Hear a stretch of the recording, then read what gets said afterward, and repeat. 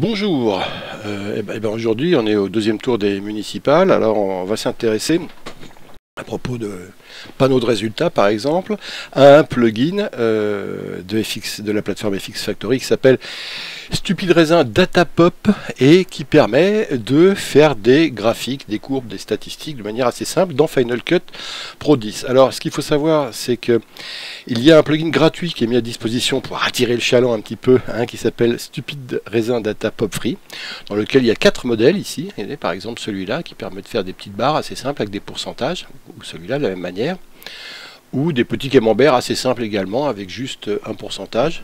Voilà. Et puis il y a une version plus complète, qui est payante, celle-là, qui s'appelle Datapop et dans laquelle, vous voyez, il y a beaucoup plus de modèles et c'est celle-là à laquelle on va s'intéresser aujourd'hui, mais vous pouvez commencer par télécharger l'autre pour l'essayer, parce que ces modèles-là, ils marchent très bien aussi. Alors dans un premier temps, on va justement animer une des petites barres qu'on propose simplement. Alors on va voir ce qu'on peut faire avec ça. Si je vais dessus, regardez ce qu'on va pouvoir personnaliser. Je vais dans Title ici. Et vous voyez qu'on peut, alors il y a les petits messages ici qu'on peut enlever donc facilement, on commence par le faire. Après on a un effet d'entrée et de sortie. Vous voyez c'est un fondu ici qu'on peut laisser ou pas. Ici on peut choisir d'afficher des pourcentages ou des dollars ou des euros par contre. On reconnaît qu'on est en France donc il se met en euros parce que c'est la monnaie numéro 1 de l'ordinateur. Ou alors on peut encore afficher des chiffres tout seul. Voilà. Le prix par exemple de l'abonnement, un prix 55 €, ça va être un abonnement mensuel à je sais pas quoi. Voilà, il coûte 55 €. On peut changer de police, la taille bien évidemment, vous voyez du prix comme ça ici. Le texte ici, hop, on clique dessus et là on va mettre c'est prix abonnement journal. On revient ici dans Title, on peut changer quoi? On peut changer les couleurs évidemment, on n'est pas obligé de rester sur du bleu, on peut mettre un fond ici, une ligne qui est comme ça, un petit peu rouge ici. Bottom color, c'est l'autre couleur ici, on peut choisir une autre couleur ici, mais c'est pas très joli, on va plutôt rester dans les mêmes tons. Et puis on peut de même changer solid color, on peut mettre une couleur qui est plus dans les jaunes ici. Ou si c'est un gradient, puisqu'ici on a choisi gradient, bon, je peux me passer sur solid color ici, vous voyez. Ou si je reste en gradient, sur les couleurs je vais mettre un orange ici, voilà comme ça. Et je fais un gradient qui est central comme ça, où je peux faire un gradient type radial ou type linéaire comme ça. Moi je le préfère en radial comme ça si je change comme ça. Donc voilà par exemple ce qu'on peut changer. Il y a aussi autre chose qu'on peut changer, c'est l'animation par défaut. Regardez, par défaut on a une petite animation qui se fait sur l'axe pivotement Y et on règle ici le début et la fin. Je peux l'accentuer par mettre un -25 et un +25 ici. Et vous allez voir que je vais accentuer le mouvement de rotation, comme ça, de l'ensemble de ceci. Mais on pourra le mettre aussi dans d'autres axes, par exemple. Je vais choisir le roulement Z, dans quel cas ça va faire comme ça. Bon, pas terrible. Ou le pivotement Y, alors là c'est, regardez. Ou alors je peux choisir l'inclinaison. Donc l'inclinaison, vous voyez, c'est par rapport à la verticale. Hop, j'aime bien aussi comme ça. On peut également, si on fait une inclinaison, mettre un petit peu de blur ici, et un focus comme ça, qui va faire que, regardez, ça va être, hop.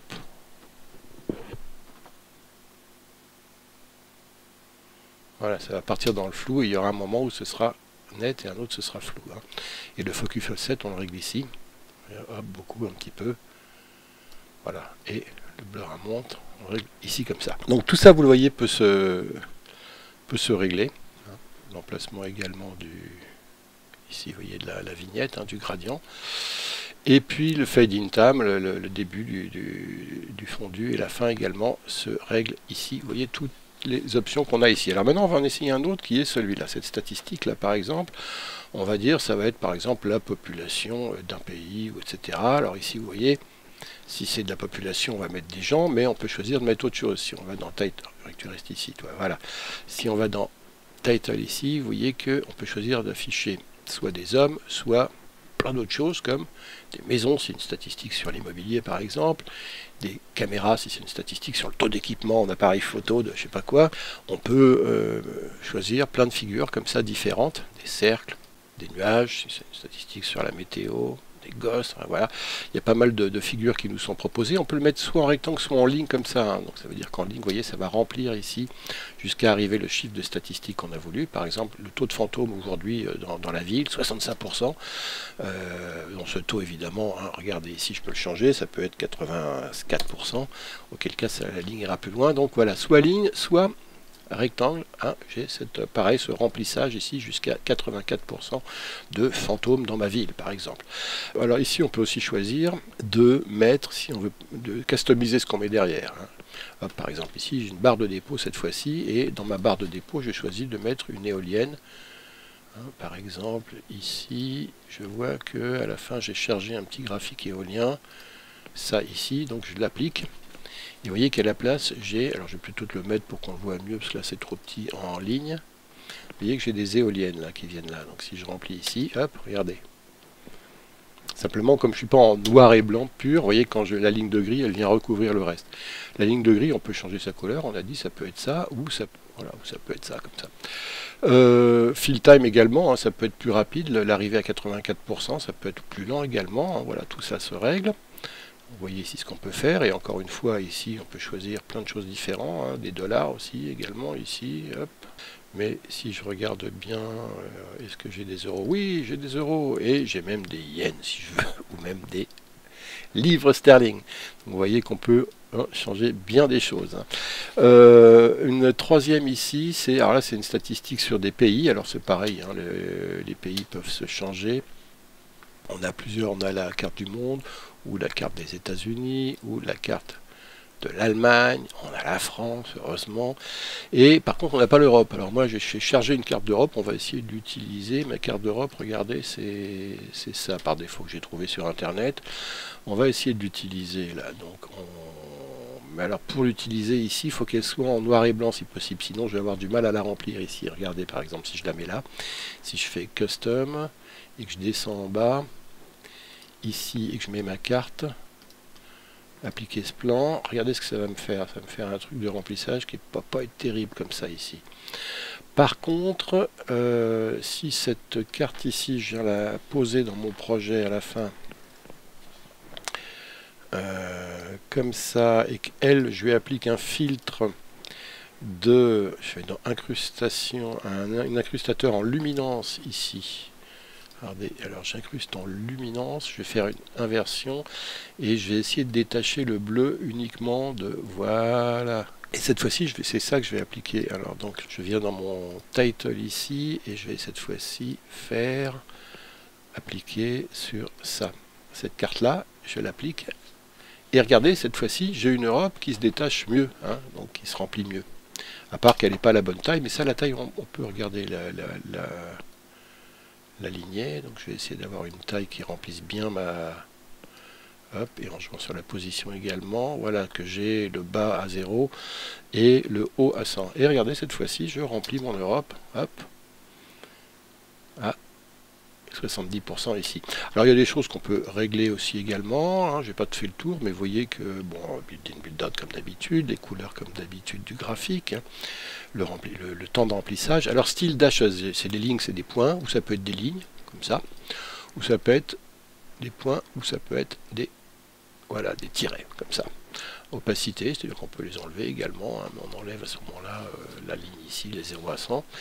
Ça peut être des pourcentages ici, ce n'est que des pourcentages. Après la map, on a vu. Le mouvement de caméra également, donc on peut le changer, ça on a vu. Et Move, Scale and Rotate, hop, également, on peut s'amuser à, voyez, dimensionner un peu la carte, comme ça, et son angle, ouais, également, mais bon. Laissons-le à 0, c'est pas mal. Qu'est-ce que j'ai d'autre? J'ai regardé ici de quoi faire, hein, un graphique avec des points différents en abscisse ordonnée, le même en incrustation, là c'est des barres, horizontale, barre verticale, là le monde on a vu, là ça peut être des emplacements avec des statistiques, hein, on met par exemple le nombre de personnes qui habitent, voilà, etc. Ici c'est une timeline, donc on peut mettre des événements avec des dates par exemple, hein, et faire dire l'évolution de l'informatique depuis ses débuts jusqu'à la fin, avec des photos d'ordinateur des différentes dates par exemple, un diagramme, une ligne comme ça, et les petits camemberts, c'est ceux-là que j'ai utilisés, hein, pour faire. Et puis on avait les shapes ici, on a vu, et puis les words aussi qui permettent, voilà, de faire un texte en 3D qui évolue comme ça en 2 ou 3D. Allez, on relit tout ce qu'on vient de faire, hein, et donc ça vous donne une idée de ce que on peut faire avec Stupid Raisin Datapop. On peut faire quand même des petites animations graphiques pour pas cher et assez rapidement. Hein. Hop, ma petite statistique de batte de baseball ici. Hein, j'ai pas tout personnalisé, mais vous voyez l'idée. Bon. Et puis on a ici, pareil, le remplissage sur le taux de fécondité des femmes européennes, par exemple. Ça peut être ça, ou je sais pas quoi. Hein, c'est ce qu'on veut comme statistique. Et puis, hop, mon petit panneau électoral de votre ville, par exemple. Alors moi, je l'ai aussi utilisé, couplé avec Hawaii, avec le split screen d'Hawaii. Regardez ce que ça peut donner.